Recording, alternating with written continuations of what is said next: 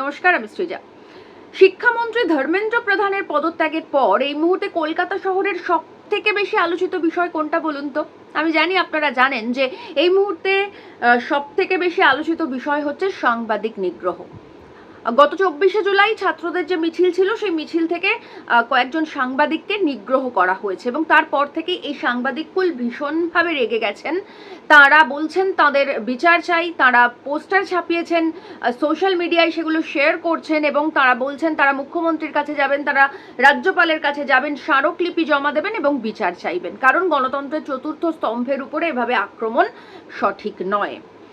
এই বিষয়টার সঙ্গে আমি একদম সহমত। গণতন্ত্রের চতুর্থ স্তম্ভের উপর আক্রমণ একেবারেই সঠিক নয়, এটা অত্যন্ত অন্যায়। আমরা সকলে ভীষণভাবে এটার নিন্দা করছি, কিন্তু ঠিক এরই সঙ্গে বা এরই পাশাপাশি আজকে সকাল থেকে শহর কলকাতা জুড়ে একটা বাইট স্টেটমেন্ট, কি বলবো বুঝতে পারছি না, কারণ যেহেতু সাংবাদিক তাই উনি কোয়েশ্চেন করবে এটাই স্বাভাবিক ছিল, কিন্তু ওনার বক্তব্য শোনার পর ওটা তো কোয়েশ্চেন লাগলো না, ওটা বাইট বা স্টেটমেন্ট এরকমই লাগলো। তো সেই বিখ্যাত সাংবাদিক, আসুন ওনার স্টেটমেন্ট একবার শুনুন। একটা দেশকে ভাগ করার যে চেষ্টা গত 3 দিন ধরে দিল্লিতে চলছে, এখনো পর্যন্ত প্রধানমন্ত্রী যথেষ্ট সংযমের পরিচয় দিয়েছেন। আমরা প্রত্যেকে দেখেছি পাকিস্তান বা ইন্দোনেশিয়াতে কিভাবে ছাত্র আন্দোলন দমন করা হয়েছে, রাস্তায় লাশ বিছানো ছিল একটা দেশ, সেখানে এখনো পর্যন্ত কোনো রকম কোনো কড়া পদক্ষেপ না নেওয়ায় ক্রমশ কিন্তু পেয়ে বসছে সবাই। আমরা শুনলাম বিখ্যাত সাংবাদিক এ রাজ্যের এবং 24 ঘন্টার সিনিয়র সাংবাদিক অয়ন ঘোষালের বক্তব্য। আমার মনে হয় কোথাও গিয়ে দিলীপ ঘোষও একটুখানি অপ্রস্তুতে পড়ে গেছেন আর কি অয়ন ঘোষালের বক্তব্য শুনে। মানে দিলীপ বাবুও ভাবছেন যে আমার স্টেটমেন্টটা যদি সাংবাদিক বলে দেয় তাহলে আমি কি বলবো। আচ্ছা, আপনাদের মনে আছে মাত্র কয়েকদিন আগে, মানে কয়েক মাস আগে আর কি, ময়ূক রঞ্জন ঘোষ তিনি প্রাইম টাইমে এসে কি বলেছিলেন যে যারা সেকুলার তারা দেশ থেকে বেরিয়ে যাও, এদেশের খাবে, এদেশের ফুটো করবে, এসব চলবে না, এবং তারা পাকিস্তানে চলে যাও, তারা বাংলাদেশে চলে যাও। আমি জানি আপনারা ভোলেননি, তারপরেও আসুন একবার শুনে নি তিনি ঠিক কি বলেছিলেন। কিসের কুসুম, লজ্জা লাগে না? গান্ডে পিণ্ডে এই মুহূর্তে আপনারা গিলবেন, গান্ডে পিণ্ডে ভারতের খাবেন আর ভারতের থালাতে ফুটো করবেন। বেরিয়ে যান, বেরিয়ে যান, দেশ থেকে বেরিয়ে যান। আবারও বলছি, না পোষালে বেরিয়ে যান। তো এই দুজনের কথা বললাম, এছাড়াও অসংখ্য সাংবাদিকরা রয়েছেন, যেমন ধরুন মৌপিয়া নন্দীর এই স্টেটমেন্টটা আমাদের মনে থাকবে। গত বছর ছাত্র নির্বাচন চালু করার জন্য যাদবপুর বিশ্ববিদ্যালয়ের ছাত্রছাত্রীরা তারা শিক্ষামন্ত্রী ব্রাত্য বসুর, মানে তৎকালীন শিক্ষামন্ত্রী ব্রাত্য বসুর গাড়ি আটকে ছিল। তো সেই সময় ব্রাত্য বসুর গাড়ির চাকা একজন ছাত্র, ইন্দ্রানুজ নামের একজন ছাত্রের মাথার উপর দিয়ে প্রায় চলে যাচ্ছিল, মানে প্রায় আর কি, আর একটু হলে হয়তো আরো বড় দুর্ঘটনা ঘটতে পারতো। তো সেই বিষয়ে সাংবাদিক মৌপিয়া নন্দী তিনি সোশ্যাল মিডিয়ায় এই স্টেটমেন্ট দিয়েছিলেন। এছাড়াও আরো কত বলবো, এরকম আরো অসংখ্য রয়েছে। এখন বিষয়টা হচ্ছে যে এই সমস্ত সাংবাদিকরা এখন ভীষণভাবে রেগে গেছেন, কেন মানুষ ওদের উপরে রেগে যাবে।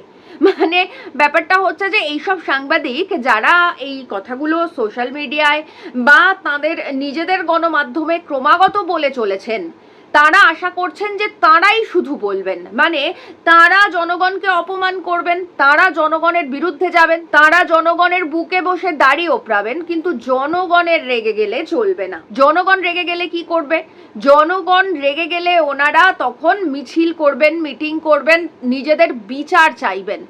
কিন্তু প্রশ্ন হচ্ছে যে আমরা যারা সাধারণ মানুষ, যারা আমাদের সাংবাদিকদের কাছ থেকে আরো অনেক বেশি সচেতনতা আশা করি এবং সাংবাদিকদের কাছ থেকে সাংবাদিক সুলভ একটা কাজ আশা করি বা একটা সংবাদ আশা করি, আমরা কি করব? আমরা কোথায় যাব? আমরা কার কাছে বিচার চাইবো? কারণ আমাদের যখন টিভি চ্যানেলে বসে এই অয়ন ঘোষালের এই স্টেটমেন্ট শুনতে হয় বা ময়ূক রঞ্জনের এই স্টেটমেন্ট শুনতে হয় বা মৌপিয়া নন্দীর এই সোশ্যাল মিডিয়ায় এই বক্তব্য দেখতে হয়, তখন আমাদেরও তো প্রচণ্ড রাগ হয়, আমাদেরও তো প্রচণ্ড খারাপ লাগে। তো আমরা দর্শক হিসেবে ঠিক কার কাছে বিচার চাইতে যাব এইটা আমি বুঝতে পারি না। আমাদেরও বোধহয় কোনো একটা প্ল্যাটফর্ম, মানে দর্শকদেরও কোথাও একটা প্ল্যাটফর্ম থাকা উচিত যেখানে আমরা সাংবাদিক সাংবাদিকদের বিরুদ্ধে বিচার চাইতে পারি যে তাঁরা কেন এই রকম বক্তব্য গণমাধ্যমে সোশ্যাল মিডিয়ায় পোস্ট করবে, যেগুলো দেখে আমাদের সাধারণ মানুষের ভিতরে ক্ষোভ দানা বাঁধবে এবং ঘৃণায় গা ঘিন ঘিন করে উঠবে। দেখুন, আমাদের ভারতবর্ষের বা এ রাজ্যের বা কলকাতা শহরের সংবাদ মাধ্যমের ভূমিকা একটা সময় তো অত্যন্ত গৌরবান্বিত ছিল, অত্যন্ত গরিমার ছিল। আমরা যদি প্রথম আমাদের ভারতবর্ষের বা আমাদের বাংলার বা আমাদের কলকাতা থেকে যেটা প্রকাশিত হয়েছিল, যেটা সব থেকে বেশি গুরুত্বপূর্ণ, যে স্বাধীন সংবাদ মাধ্যম ইন্ডিপেন্ডেন্ট প্রেস, সেটা ছিল জেমস হিকির গেজেট। আমরা জানি যে উনি নিজে ব্রিটিশ হয়েও ব্রিটিশ সরকারের অন্যায়ের বিরুদ্ধে, ইস্ট ইন্ডিয়া কোম্পানির চাপিয়ে দেওয়া ভারতবর্ষের অন্যায়ের বিরুদ্ধে গলা ফাটাতেন এবং এটার জন্য ওনাকে ব্রিটিশ সরকারের কাছে অত্যন্ত অপদস্থ হতে হয়েছিল, অত্যন্ত নিগৃহীত হতে হয়েছিল, কিন্তু উনি তাও থামেননি। উনি ক্রমাগত ভারতীয়দের সপক্ষে ব্রিটিশের বিরুদ্ধে, মানে নিজে ব্রিটিশ হয়ে ব্রিটিশের বিরুদ্ধে ভারতীয়দের পক্ষে খবর প্রকাশ করে গেছেন। এমনকি মহারাজা নন্দকুমারের যে ফাঁসি, সেই ফাঁসি যে যথাযথ ছিল না, সেটা প্রথম আওয়াজ তুলেছিলেন হিকি। তো এখন আমাদের ভারতবর্ষের বা আমাদের এই বাংলার সংবাদ মাধ্যমের এই গরিমা, আমরা গৌর কিশোর ঘোষকে দেখেছি সাংবাদিক হিসেবে, আমরা সাংবাদিক নৃপেন চক্রবর্তীকে দেখেছি যিনি পরবর্তীতে ত্রিপুরার মুখ্যমন্ত্রী হয়েছিলেন, আমরা সুভাষ মুখোপাধ্যায়ের মতন কবিকে দেখেছি সাংবাদিকতা করতে। এখন আমাদের এই যে গরিমা, সেই গরিমা এখন এসে পৌঁছেছে এই অয়ন ঘোষাল, এই ময়ূক রঞ্জন, এই মৌপিয়া নন্দী, এই স্বর্ণালী সরকারদের মতন দালালদের হাতে।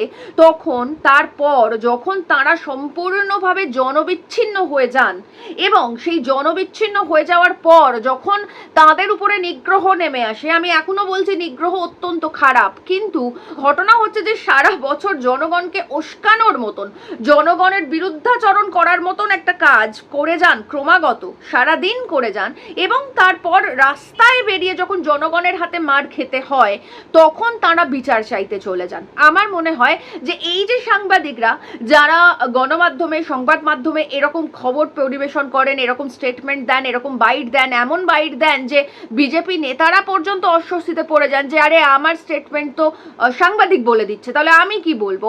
তো এরকম যারা করেন, আমার মনে হয় কোথাও গিয়ে ওনাদের উচিত ওনাদের মালিকের কাছে প্রশ্ন তোলা যে ওনাদেরকে এভাবে জনবিচ্ছিন্ন তারা করে দিচ্ছেন কেন। এখন এই সাংবাদিকরা বলবেন যে এটা ওনাদের রুটি রুজির বিষয়, এটা ওনাদের পেটের ভাতের বিষয়। শুনুন, আজীবন এটা রুটি রুজির বিষয় ছিল, কারণ সাংবাদিকতা একটা পেশা এবং সেই পেশায় থাকতে গেলে রুটি রুজির বিষয়ই থাকে, কিন্তু সেই পেশার মধ্যে থেকেও যথেষ্ট নিরপেক্ষ আচরণ করা যায়, যথেষ্ট অন্যায়ের বিরুদ্ধে গলা তোলা যায়, এবং যারা সিনিয়র রয়েছেন, সো কল্ড সিনিয়র সাংবাদিক, এই অয়ন ঘোষাল, ময়ূক রঞ্জন ঘোষ, তারা যদি বেঁকে বসেন তাহলে মালিকের এত ক্ষমতা থাকে না যে তাদের দিয়ে যা খুশি তাই করিয়ে নেবেন, কারণ মালিককেও সংবাদ মাধ্যমটা চালাতে হয়, মালিককেও ব্যবসাটা করতে হয়। দিনের শেষে আলটিমেটলি সংবাদ মাধ্যমও একটা ব্যবসা, আর সেই ব্যবসা মালিকরা বোঝেন। তো এখন সিনিয়র সাংবাদিকদের দায়িত্ব ছিল তাদের মালিককে বোঝানো যে তাদেরকে দিয়ে যে চাটুকারিতাটা করানো হচ্ছে বা যে কুকুরের মতন আচরণটা করানো হচ্ছে সেটা সঠিক হচ্ছে না, সেটা ওনারা করেননি সঠিক সময়। উল্টে রাজা যত বলে পারিষদগণে বলে তার শতগুণ, এইসব করে ওনারা আরো বেশি করে পা চেটেছেন, আরো বেশি করে বসের কাছের লোক হতে চেষ্টা করেছেন, আরো বেশি করে সরকারের ঘরের লোক সাজার চেষ্টা করেছেন, যাতে দুটো পয়সা মাইনে বেশি হয়, একটু বেশি হাইক হয়, একটু প্রাইম টাইমের নিউজটা পড়া যায়, এসব আমরা জানি। তো এখন যখন জনরোষ তৈরি হয়েছে, এখন যখন মানুষ তাদের বিরুদ্ধে গেছেন, এখন নাকি কান্না কেঁদে কি হবে ভাই, এখন তো আপনাদের সময় চলে গেছে। তো আমি ব্যক্তিগতভাবে এটাই বলবো যে আমাদের ভারতবর্ষের যে স্বাধীন সংবাদ মাধ্যমের যে গরিমা, সেই স্বাধীন সংবাদ মাধ্যমের গরিমাকে অক্ষুণ্ণ রাখতে আমার মনে হয় সাংবাদিকরা যে পদক্ষেপটা নিচ্ছেন, যে মুখ্যমন্ত্রীর কাছে যাব, রাজ্যপালের কাছে যাব, ঘ্যান ঘ্যান করবো, স্মারকলিপি দেব, এসব না করে আমার মনে হয় প্রত্যেক সাংবাদিকের নিজের মালিকের কাছে প্রশ্ন তোলা উচিত যে তাদের সম্মান এভাবে ভুলুণ্ঠিত করে দেওয়ার অধিকার তাদের মালিককে কে দিল। আমার মনে হয় এ বাংলার সাংবাদিকদের এখন সময় এসেছে মুখ্যমন্ত্রী, রাজ্যপালের দৌড়ে দৌড়ে গিয়ে বিচার না চেয়ে বরং বিচারটা তাদের নিজেদের কোম্পানির, মানে তারা যে যে চ্যানেলে চাকরি করেন সেই চ্যানেলের মালিকদের কাছে বিচার চাওয়ার।